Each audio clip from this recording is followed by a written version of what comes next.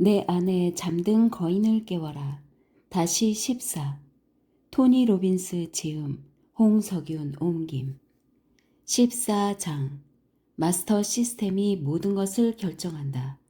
왓슨, 그건 아주 기본이라네. 아서 코난 도일경.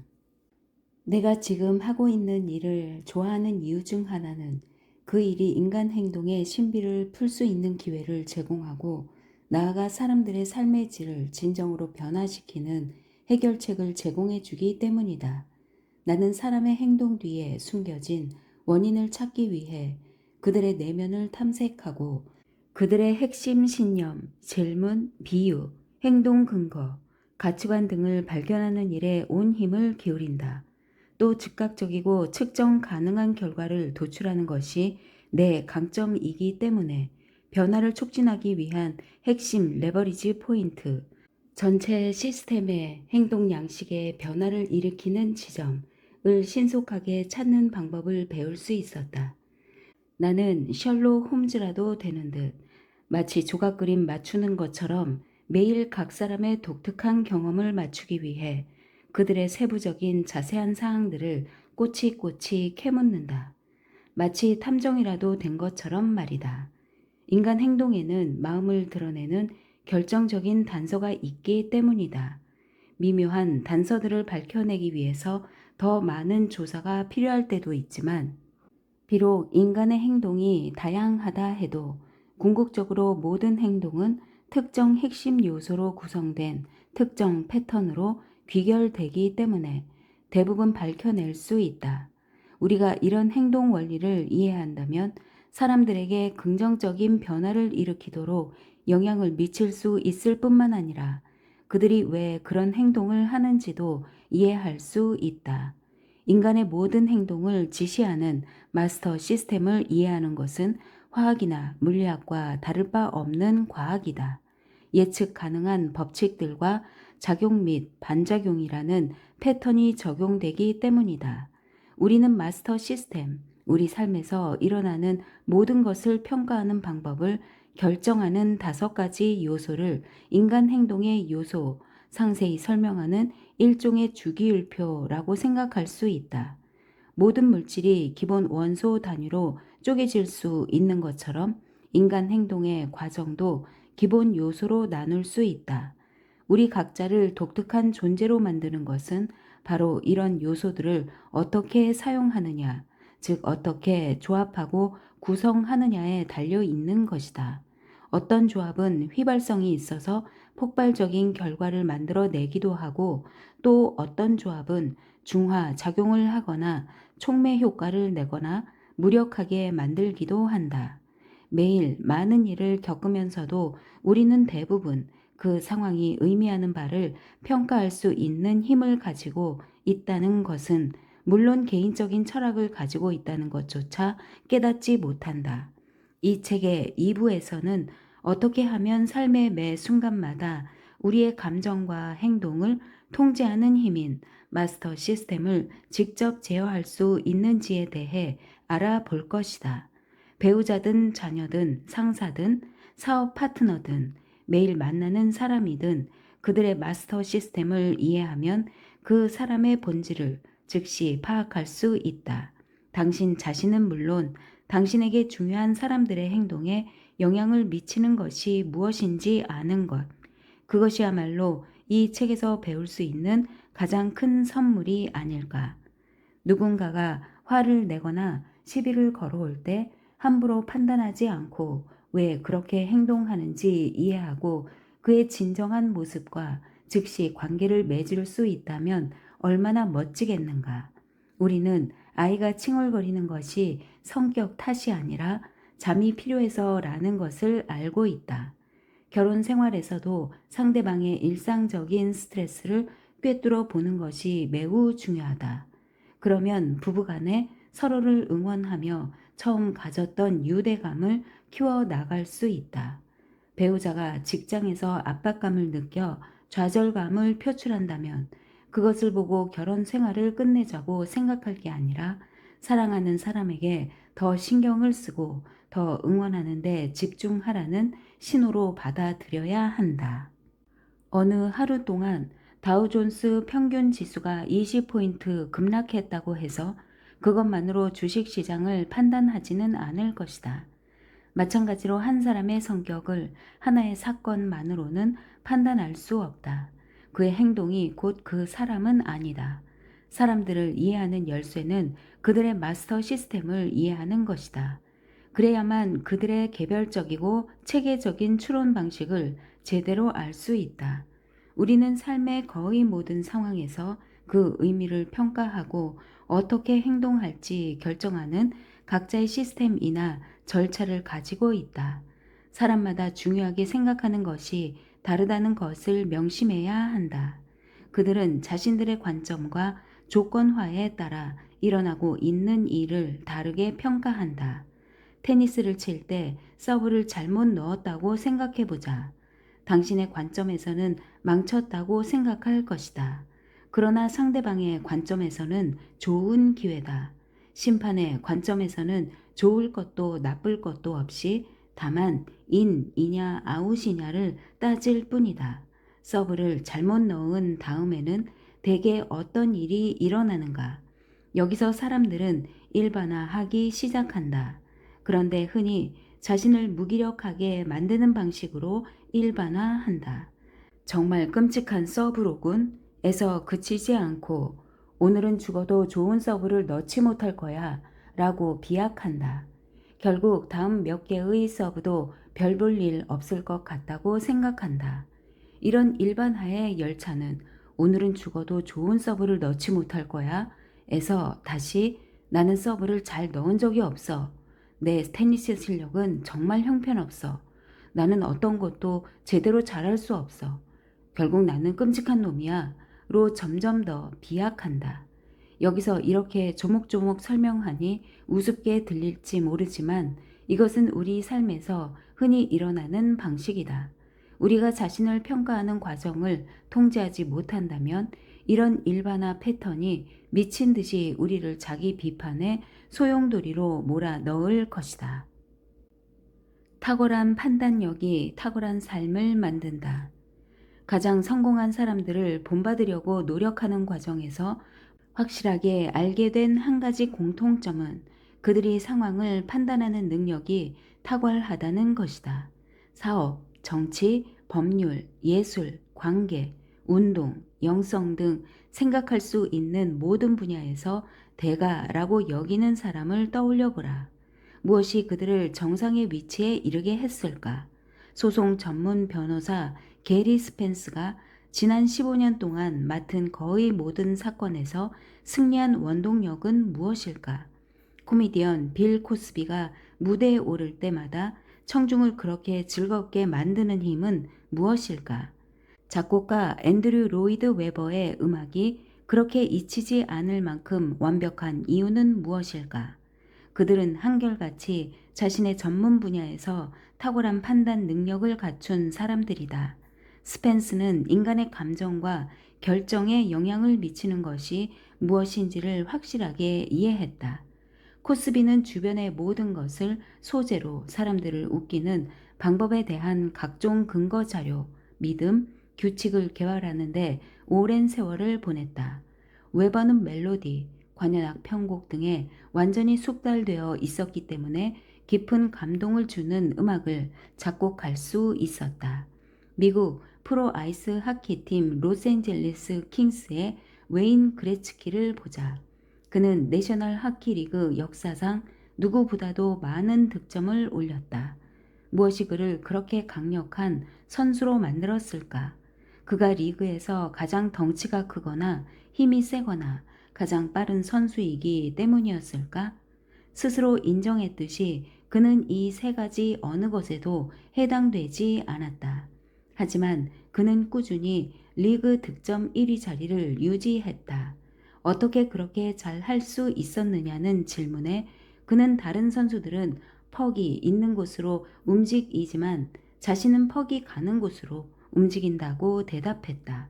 그 짧은 순간에 퍽의 속도, 방향, 주변 선수들의 움직임과 속도를 빠르게 판단하는 그의 예측 능력이 득점을 넣기에 최적의 위치를 알게 해주는 것이다. 세계 최고의 금융자산 관리자 중 한 명인 톰 템플턴 경이 지난 50년 동안 보여준 실력은 타의 추종을 불허한다. 1954년 템플턴 성장 펀드를 발족할 때 투자한 1만 달러는 오늘날 220만 달러의 가치에 달한다. 그에게 자산 관리를 맡기려면 최소 1천만 달러의 현금을 투자해야 할 것이다. 그의 최고 고객들은 대개 그에게 10억 달러 이상의 자금을 맡긴다. 무엇이 템플턴을 역사상 최고의 투자 자문가로 만들어 주었을까?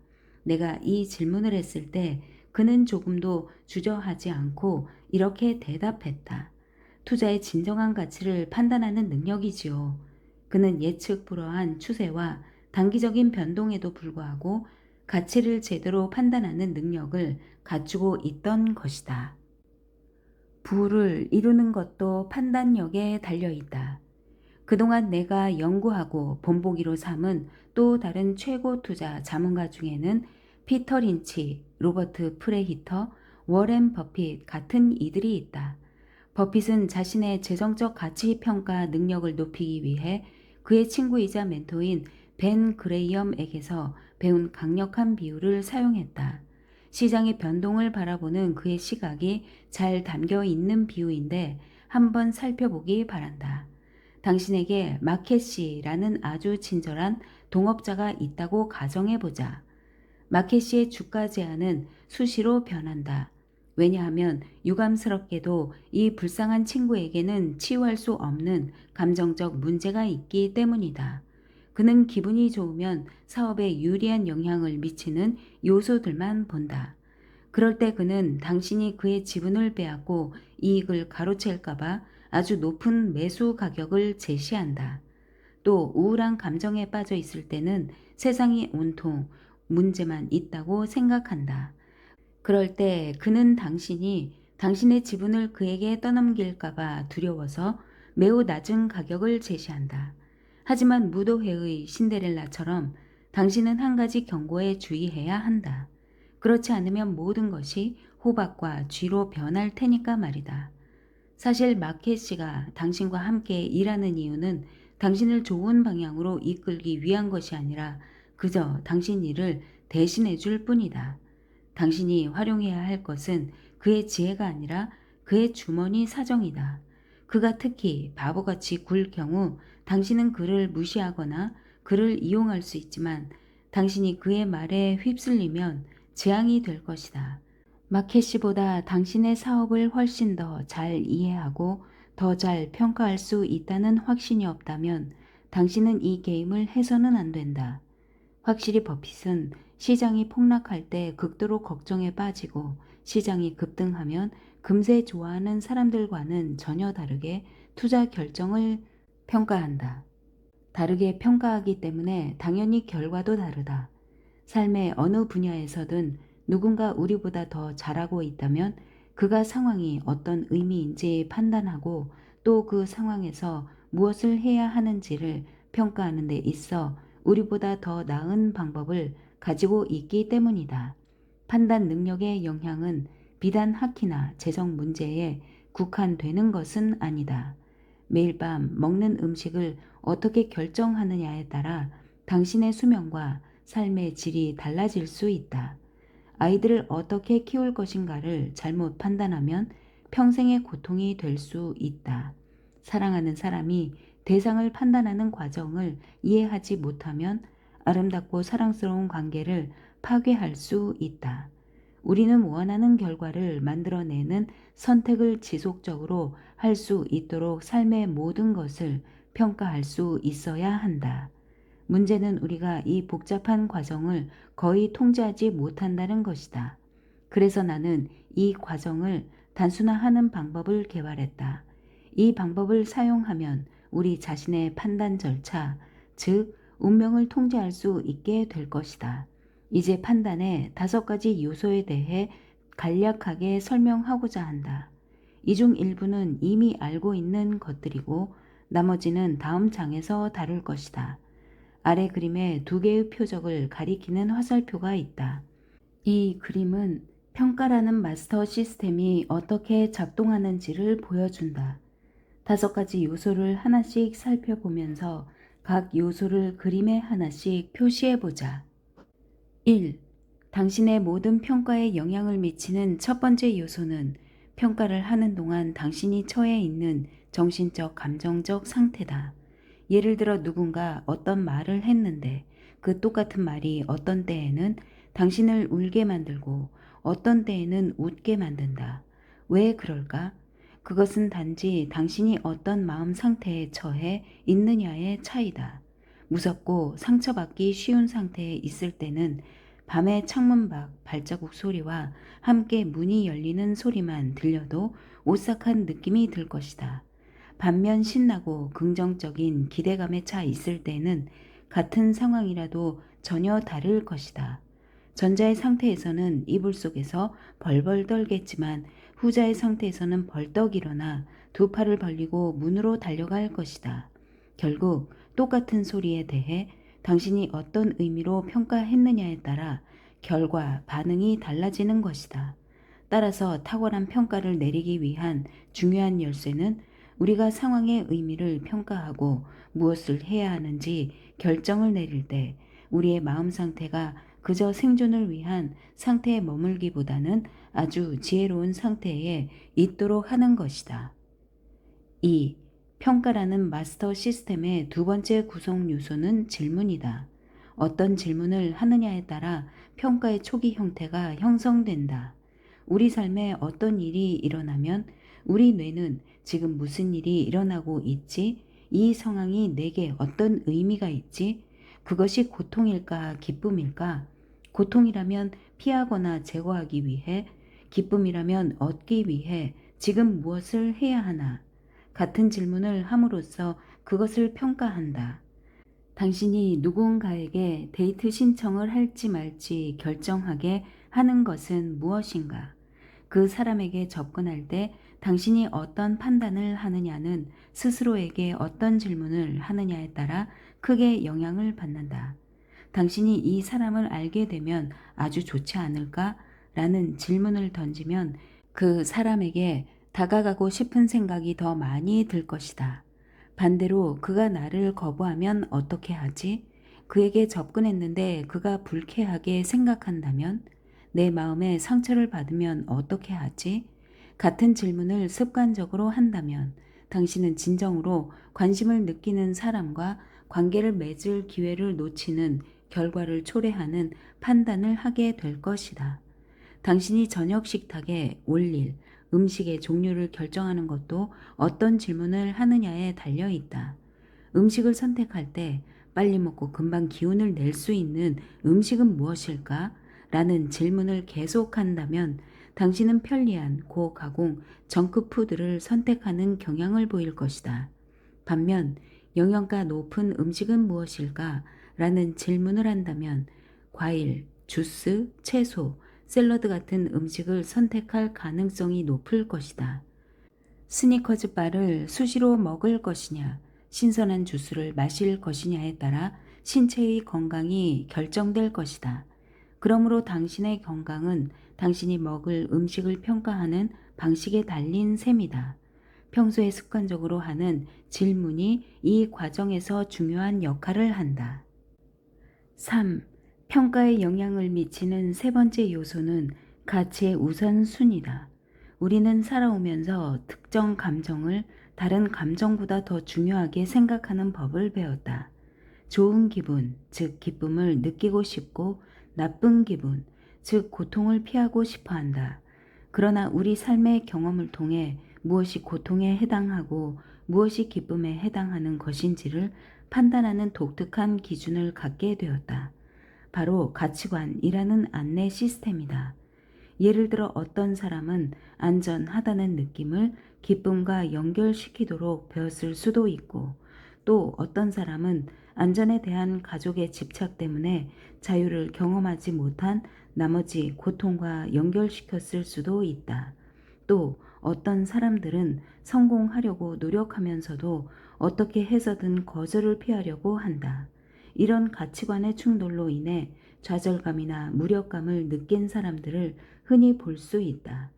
당신이 선택한 가치들이 살면서 내리는 모든 결정에 영향을 미친다. 우리는 다음 장에서 두 가지 종류의 가치관에 대해 배울 것이다. 하나는 우리가 항상 추구하고자 하는 즐거운 감정 상태, 즉 사랑, 기쁨, 연민, 흥분 등과 같은 가치이고, 다른 하나는 우리가 피하거나 떨쳐버리고자 하는 고통스러운 감정 상태, 즉 굴욕, 좌절, 우울, 분노 등과 같은 가치다. 이 두 표적이 만들어내는 역동성이 당신의 삶의 방향을 결정할 것이다. 4. 당신의 마스터 시스템을 구성하는 네 번째 요소는 믿음이다. 우리가 갖는 보편적 믿음은 나 자신, 삶, 그리고 다른 사람들에 대해 어떤 감정을 느끼고 무엇을 기대하는지에 대한 확신감을 갖게 해준다. 즉, 무슨 일이 일어나야 우리가 충족되었다고 믿는지 규칙을 만들어내는 것이다. 예를 들어 어떤 사람들은 나를 사랑하는 사람이라면 절대 내게 큰 소리를 치지 않을 것이다 라고 믿는다. 이를 규칙으로 삼으면 누군가가 큰 소리를 낼 경우 이 사람은 나를 사랑하지 않는다고 평가하게 될 것이다. 올바른 근거가 아닐 수도 있지만 일단 그것을 규칙으로 삼으면 그의 판단을 지배하게 되고 무엇이 진실인지에 대한 그 사람의 인식과 경험을 지배하게 된다. 사실 당신이 성공한다면 큰 돈을 벌게 될 거야 라든가, 당신이 좋은 부모라면 절대로 아이들과 갈등이 생기지 않을 거야 라는 생각들도 마찬가지로 우리를 제한하는 규칙이다. 보편적 믿음은 우리의 기대뿐 아니라 애초에 우리가 평가하려고 하는 대상을 통제하기도 한다. 이런 믿음의 힘이 우리가 어떤 경험으로부터 고통을 느낄지 기쁨을 느낄지를 결정하기 때문에 우리가 내리는 모든 판단을 좌우하는 핵심 요소가 되는 것이다. 5. 당신의 마스터 시스템의 다섯 번째 요소는 당신이 뇌라고 부르는 거대한 파일 캐비닛에서 접근할 수 있는 수많은 근거 경험이다. 그 캐비닛 안에는 당신이 인생에서 경험한 모든 것뿐 아니라 상상했던 것까지도 저장되어 있다. 이 풍부한 근거 자료들이 우리의 믿음을 구성하고 결정을 내리는 데 사용하는 원재료가 된다. 우리가 어떤 상황이 무엇을 의미하는지, 즉 이 상황이 좋은 상황인지 나쁜 상황인지 결정하려면 우리는 그 상황을 과거의 상황 또는 상상했던 상황과 비교해 보아야 한다. 앞서 예로 들었던 테니스 서브를 생각해 보자. 당신이 넣은 서브는 무엇과 비교했을 때 좋은 것인가 나쁜 것인가? 친구들이 하는 서브에 비해 좋았는가?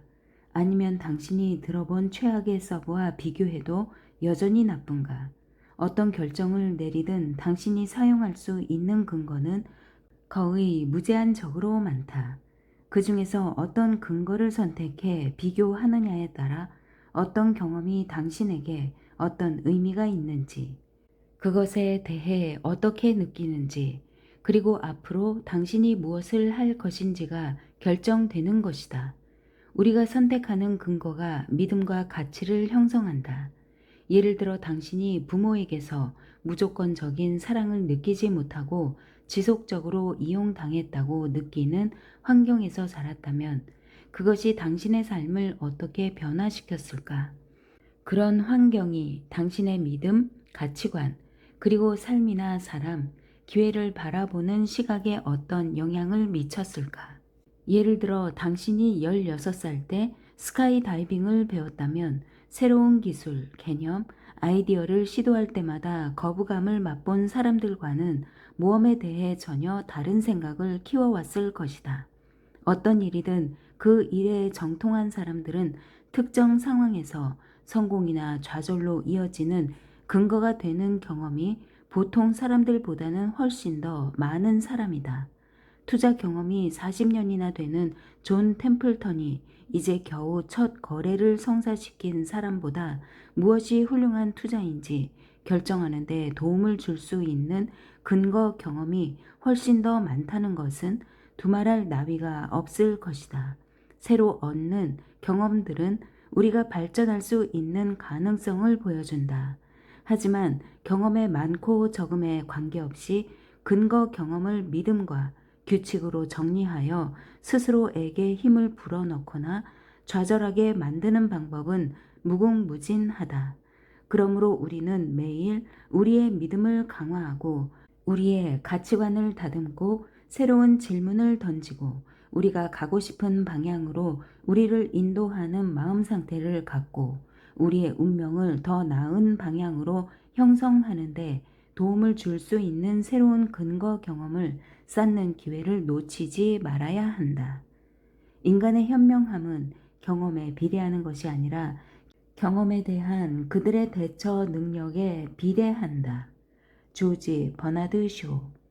몇 년 전 나는 드웨인 체프먼이라는 사람이 수년 동안 법망을 피해 다니는 흉악범들을 추적하고 체포했다는 이야기를 들었다. 그는 미국 최고의 현상금 사냥꾼으로 심지어 개라는 별명까지 붙은 사람이었다. 나는 그를 직접 만나 어떻게 그 일을 그렇게 효과적으로 할 수 있었는지 알고 싶었다. 만나보니 그는 흉악범을 잡는 일뿐만 아니라 그들의 삶을 변화시키는 것을 목표로 삼고 있는 아주 영적인 사람이었다. 어떻게 그런 소원을 갖게 되었을까? 그것은 바로 그 자신의 고통에서 비롯되었다. 젊은 시절 친구를 선택하는 데 있어 잘못된 판단을 내렸다. 어느 집단에 소속되고 싶다는 생각에 악마의 제자들이라는 오토바이 갱 집단에 가입했다. 이 집단은 마약 거래에도 관여하고 있었는데 어느 날 마약 거래가 잘 안 되자 조직원 한 명이 현장에서 한 남자를 총으로 쏴 죽이고 달아나는 사건이 벌어졌다. 그는 직접 살인을 저지르지는 않았지만 텍사스 주에서는 살인범과 방조범의 처벌에 큰 차이가 없었다. 그는 결국 텍사스 교도소 관행에 따라 쇠사슬에 묶인 채 수년 동안 수감 생활을 해야 했다. 교도소 생활은 그에게 너무 큰 고통을 주었고 그는 자신이 평생 지녔던 삶의 철학을 재평가하기 시작했다. 그러면서 자신의 믿음, 가치관, 규칙이 그 고통을 초래했다는 사실을 깨달았다. 그는 자신에게 새로운 질문을 하기 시작했고 교도소에 들어온 것, 근거 경험이 그가 그동안 살면서 잘못된 철학을 선택했기 때문이라는 생각에 초점을 맞추게 되었다. 그리고 마침내 자신의 삶을 완전히 바꿔야 한다는 새로운 믿음을 갖게 되었다. 그는 석방된 후 몇 년 동안 여러 직업을 전전하다가 마침내 사립탐정 회사를 차렸다. 그가 자녀 양육비를 지급하지 못해 감옥에 있는 동안 그리고 석방된 후에도 변변한 일자리가 없어 양육비를 지불하지 못하고 있었다. 법정에 나왔을 때 판사는 그가 돈을 마련할 사정이 안 된다는 사실을 알고 그에게 내지도 못할 벌금을 부과하는 대신 돈을 벌 기회를 제공해 주었다. 판사는 그에게 덴버 지역에서 많은 여성을 성폭행한 강간범을 추적해 보라고 제안했다. 그러면서 판사는 그가 감옥에서 변화를 경험했기 때문에 범죄자들이 무슨 일을 하려 하는지 어디에 숨어 있는지 파악하는 데 도움이 될 것이라고 조언했다. 실제로 경찰관들이 1년 이상 노력했지만 찾지 못한 강간범을 그는 3일 만에 찾아냈다. 다른 누구보다도 판사는 깊은 감명을 받았다. 이것은 그가 사립탐정으로서 눈부신 경력을 쌓는 시작에 불과했다. 그는 현재까지 3,000명 이상의 범죄자를 체포하는 데 기여했고 아마도 이 부분 세계 최고는 아니더라도 미국 최고 기록은 될 것이다. 그가 1년에 평균 360명의 범죄자를 찾아 체포했으니 하루에 1명꼴로 체포한 셈이다. 그의 성공 비결은 무엇일까? 그가 내리는 판단이 가장 중요한 역할을 했음은 의심의 여지가 없다. 그는 범죄자의 친척이나 가족들을 찾아 탐문하는 등 다양한 방법으로 정보를 얻었다. 범죄자들의 믿음, 가치관, 습관적 규칙들을 알아냈고 그들의 삶의 근거가 무엇인지를 이해했다. 이 덕분에 그는 범죄자들의 생각을 읽어내고 그들이 어떤 행동을 할지 정확하게 예측할 수 있었다. 그는 분명히 범죄자들의 마스터 시스템을 이해하고 있었다. 그의 실적을 보면 그렇다는 것을 쉽게 알 수 있다. 두 가지 종류의 변화. 우리 삶에서 무언가를 바꾸고 싶다면 그것은 언제나 감정이나 행동 둘 중 하나다. 물론 우리는 어떤 상황에서 느낌이나 감정을 바꾸는 방법을 배울 수 있다. 예를 들어 당신이 배우로서 거절당할까봐 두려움을 느낀다면 나는 당신이 더 이상 두려움을 느끼지 않게 스스로를 조건화시키도록 도울 수 있다. 혹은 이 방법 외에 두 번째 방법을 시도할 수도 있다. 바로 보편적 믿음을 바꾸는 것이다. 이를 컴퓨터에 비유해 보자. 컴퓨터 데이터 처리 방식을 변경하려면 사용하는 소프트웨어를 바꿔서 키보드를 칠 때 화면에 표시되는 형식이 달라지도록 할 수 있다. 하지만 파일 유형뿐 아니라 여러 환경을 바꾸고 싶다면 컴퓨터의 운영 체계를 변경할 수도 있다. 즉, 마스터 시스템을 변경하면 여러 다양한 환경에서 상호작용하는 방법을 변경할 수 있는 것이다. 거부 당하는 것에 좌절하지 않고 다르게 생각하도록 조건화시켜서 두려운 행동을 제거하는 방법도 있지만 내 모든 감정의 근원은 나 자신이다. 내 감정을 바꿀 수 있는 사람은 나밖에 없다. 내 감정을 직접 통제하지 못하고 외부의 어떤 것에 반응한다면 나는 즉시 그 감정을 바꿀 수 있다. 라고 새로운 보편적 믿음을 채택할 수도 있다는 것이다.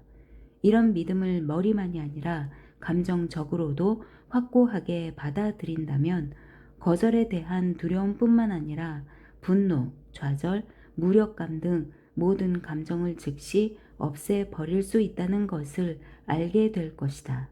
그러면 어느 순간에 운명의 주인이 될 수 있다.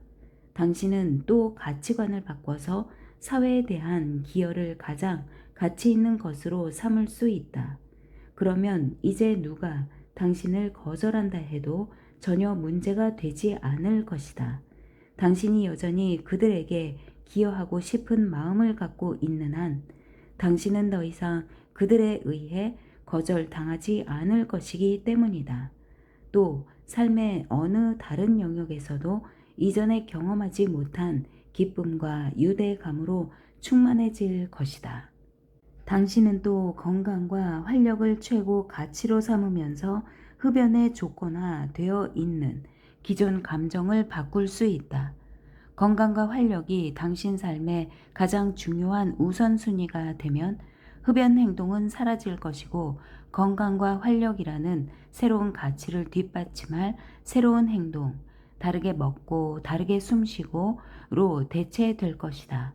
다르게 생각하는 습관을 조건화시켜 과거의 행동을 하지 않게 하는 것과 새로운 보편적 믿음을 채택함으로써 새로운 행동이 과거의 행동을 대체하게 하는 것. 이 두 가지 유형의 변화 모두 중요하다. 2부의 초점은 보편적 믿음의 변화를 어떻게 만들 것인가 하는 것이다. 마스터 시스템의 5가지 요소 중 하나만 바꿔도 삶의 여러 영역에서 당신이 생각하고 느끼고 행동하는 방식에 동시다발적으로 강력한 영향을 미칠 것이다.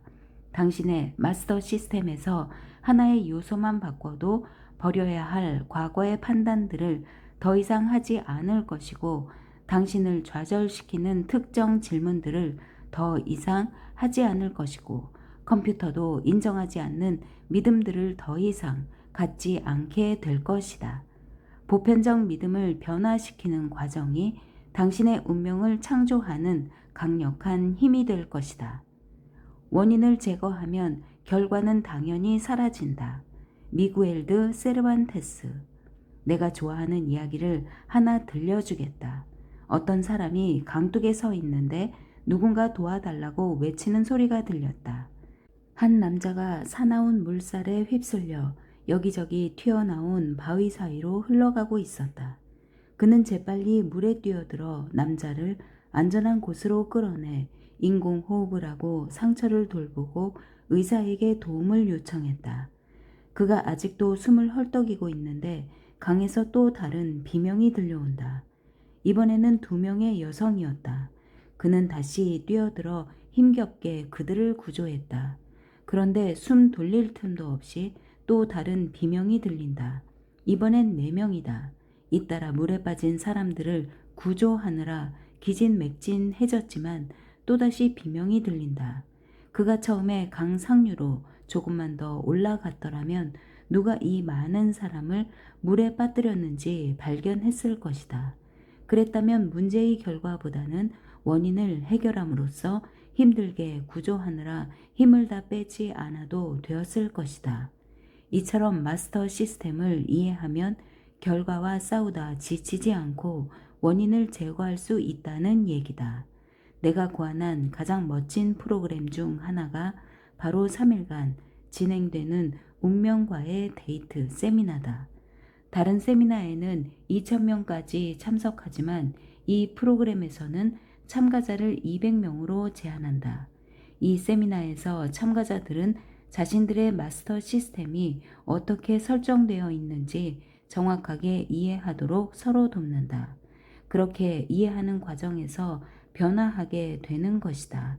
그들은 어느 순간 왜 자신이 현재의 감정을 느끼는지, 왜 현재의 행동을 하는지 이해하게 된다. 그들은 또 삶의 모든 것을 바꾸는 법을 배운다. 가장 중요한 것은 그들이 삶의 궁극적인 목적을 달성하기 위해 필요한 마스터 시스템을 설계하는 것이다. 어떻게 하면 그들이 서로 충돌하는 가치, 믿음, 규칙에 휘둘리지 않고 자신이 원하는 방향으로 나아갈 수 있도록 스스로를 조직화할 수 있을까? 이 프로그램에서 우리가 묻는 가장 중요한 질문들은 나를 움직이게 하는 가치관은 무엇인가? 어느 때 내가 추구하는 가치가 충족되었다고 생각하는가? 즉, 내 규칙은 무엇인지 어떻게 알 수 있는가 등이다. 운명과의 데이트 세미나에는 미국 상원의원과 하원의원, 포춘 500대 기업의 CEO, 영화배우 등 각계각층의 사람들이 참석했다. 그들은 모두 몇 가지 공통적인 문제를 갖고 있었다. 아무리 성공한 것처럼 보일지라도 모든 사람은 실망, 좌절, 실패, 통제할 수 없는 상황에서 일어나는 사건들을 피할 수 없다.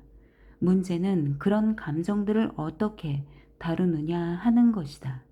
우리의 감정과 행동은 우리가 상황을 어떻게 평가하느냐에 달려 있다. 그런데도 우리는 자신을 위한 평가 시스템을 갖고 있지 못하다. 불과 3일 동안 이 프로그램에서 사람들이 경험하는 심오한 변화는 말로 다 표현할 수 없다. 참가자들은 그들이 삶에 대해 생각하고 느끼는 방식을 즉석에서 바꾼다.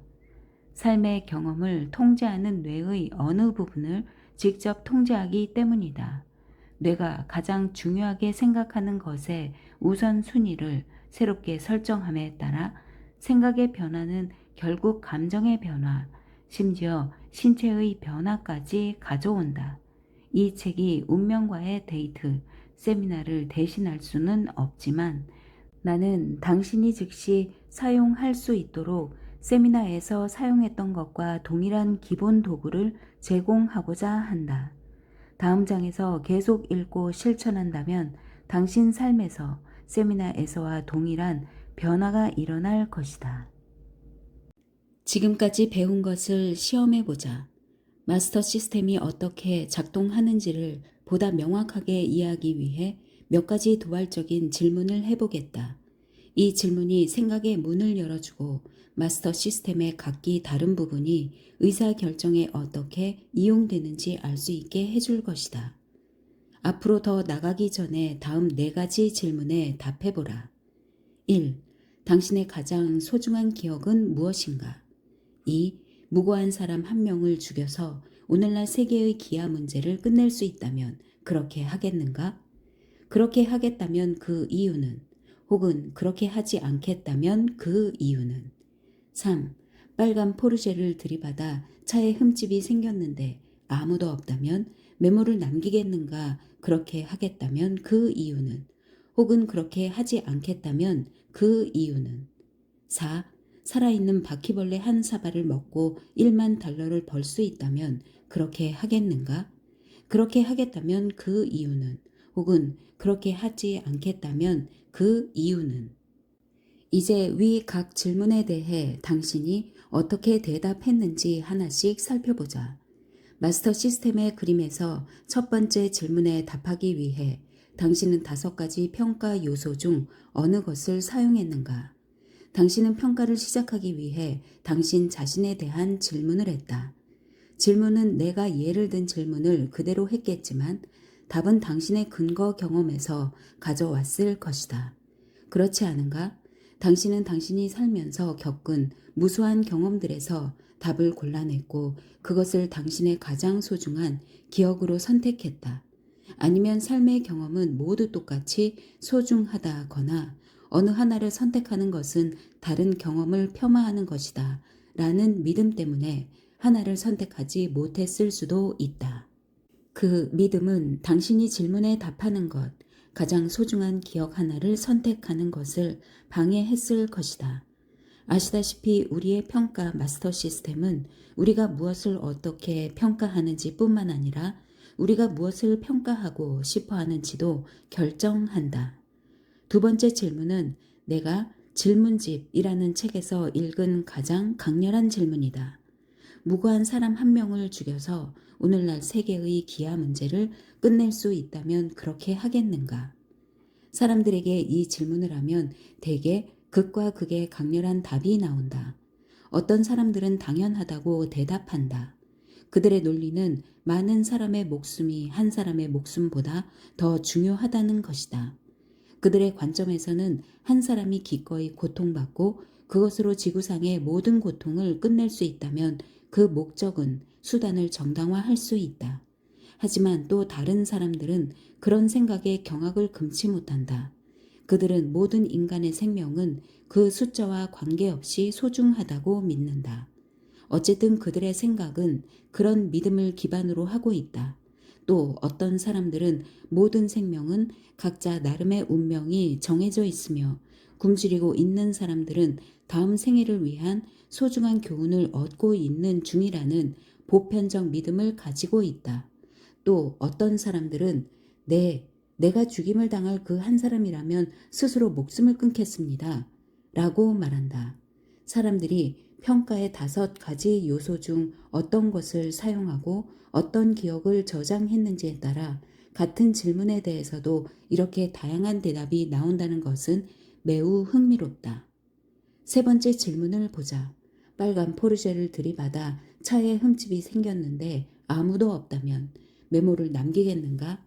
어떤 사람들은 물론이죠 라고 말할 것이다. 왜냐고? 그들의 최고 가치는 정직이기 때문이다. 또 어떤 사람들은 물론이라고 말하지만 그렇게 대답하는 이유는 죄책감을 피하고 싶기 때문이다. 메모를 남기지 않으면 죄책감이 느껴질 것이고 그것은 너무 고통스럽다. 물론 나라면 메모를 남기지 않을 거예요 라고 말하는 사람도 있다. 이유를 물어보면 글쎄 나도 몇 번 당해봤는데 아무도 메모를 남기지 않던데요 라고 대답한다. 남에게 대접을 받고자 하는 대로 너희도 남을 대접하라 라는 믿음을 갖게 된 개인적인 경험이 있다고 말하는 것이다. 이제 마지막 4번째 질문을 보자. 살아있는 바퀴벌레 한 사발을 먹고 1만 달러를 벌 수 있다면 그렇게 하겠는가? 이 질문에 대해서는 거의 항상 긍정적인 답변을 받지 못한다. 왜 그럴까? 대부분의 사람에게 바퀴벌레에 대해 기억의 근거, 기억에 저장된 이미지와 감정은 매우 부정적이다. 확실히 바퀴벌레는 사람들이 기억 시스템에 넣어두고 싶은 것이 아니다. 하지만 이번엔 내가 판돈을 올려본다. 10만 달러를 준다면 그렇게 할 사람이 얼마나 될까? 전에 싫다고 했던 사람들도 손을 들기 시작하면 분위기가 바뀌기 시작한다. 10만 달러를 받으면 왜 갑자기 한다고 말하는 것일까? 그들의 평가 시스템에 무슨 일이 일어난 것일까? 두 가지 이유가 있다. 첫째는 내가 단어 하나, 1만 달러를 10만 달러로 바꿔 다른 질문을 했기 때문이고, 둘째는 그들이 10만 달러면 그들의 삶에서 많은 고통을 없앨 수 있다는 믿음을 나타낸다. 그것은 어쩌면 살아있는 바퀴벌레들이 목구멍으로 내려가는 단기적인 고통보다 더 견디기 어려운 장기적인 고통일 것이다. 내가 다시 100만 달러라면, 1000만 달러라면 하고 판돈을 더 올리면 갑자기 방 안에 있던 사람들 대부분 손을 든다. 당연히 1000만 달러라는 돈이 그들 자신은 물론 다른 사람들에게까지도 단기적 고통을 훨씬 능가하는 장기적인 기쁨을 줄 수 있다고 믿는다. 하지만 그래도 여전히 손을 들지 않는 사람들이 있다. 그들은 아무리 많은 돈을 줘도 살아있는 바퀴벌레를 먹지 않을 것이다. 왜 그러느냐고 물으면 나는 절대로 생물을 죽일 수 없다 라거나 뿌린 대로 거둔다는 답이 돌아온다. 또 바퀴벌레는 보이는 대로 다 죽여버리죠 라고 말하는 사람도 있다. 심지어 나는 바퀴벌레를 얼마든지 먹을 수 있답니다. 돈 때문이 아니라 재미있으니까요 라고 말하는 사람도 있다. 어떻게 그럴 수 있을까? 그 사람은 다른 곤충들과 마찬가지로 바퀴벌레를 별미로 여기는 나라에서 자랐기 때문이다.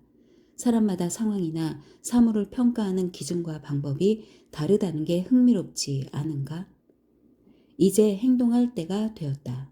마스터 시스템의 5가지 요소를 공부하면서 염두에 두어야 할 또 다른 주제가 있다. 바로 우리가 필요 이상으로 평가에 치중할 수 있다는 것이다. 인간은 상황을 분석하는 것을 너무나 좋아한다. 하지만 어느 시점에서는 평가를 중단하고 행동을 취해야 할 때가 있다.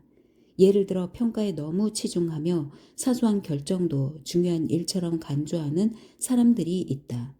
그런 사람들은 규칙적인 운동조차 일상생활로 생각하지 못한다. 일상의 가벼운 운동도 거창한 일로 여기기 때문이다. 그들은 사소한 경험을 큰 일로 간주하거나 경험을 평가하는데 질릴 정도로 너무 많은 단계를 만든다. 예를 들어 그들은 단순한 운동을 하는 데에도 1. 아침 일찍 일어난다. 2. 너무 뚱뚱해 보이지 않는 운동복을 준비한다. 3. 운동에 알맞은 운동화를 고른다. 4. 체육관 가방에 필요한 모든 것을 챙겨 넣는다. 5. 겨우겨우 체육관까지 간다. 6. 주차장 자리를 찾는다. 7. 계단을 오른다. 8. 체육관 출석부에 서명한다. 9. 라커룸으로 들어간다. 10. 운동복으로 갈아입는다. 11.